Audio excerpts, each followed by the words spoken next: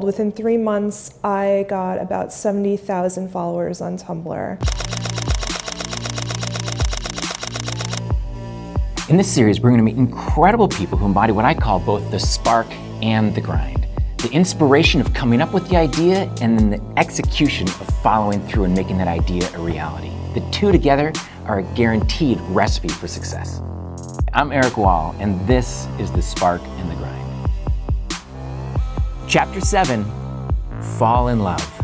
Vivienne's a full-time artist and adventurer who's dedicated her life to photographing the world in a beautiful, meaningful way. She's made herself successful through hard, passionate work, and today millions of people see her photos all over the world through the medium of the internet. She perfectly embodies the fall in love philosophy. So in today's episode, she will give you a closer look into her world. I actually stumbled into photography by accident.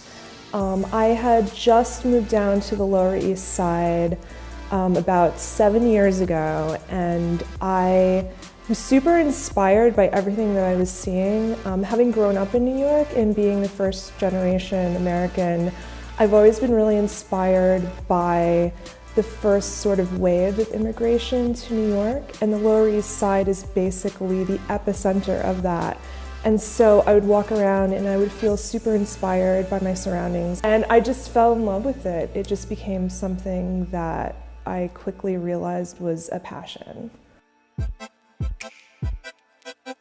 I would say that I first super fell in love with photography during the very first blizzard that I photographed, which was the winter of 2009, 2010. There was this amazing blizzard, and I took my little broken point and shoot to Central Park, and I spent about 4 hours just trudging around in the snow with probably the worst snow gear imaginable.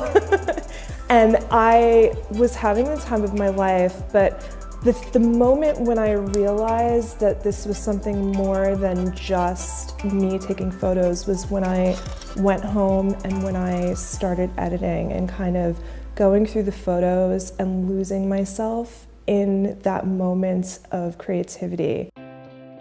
I was kind of amassing this really cool collection of photos that I put a lot of work into. So I made a blog on Tumblr, and Tumblr started featuring my work. Just things sort of snowballed. Within 3 months, I got about 70,000 followers on Tumblr.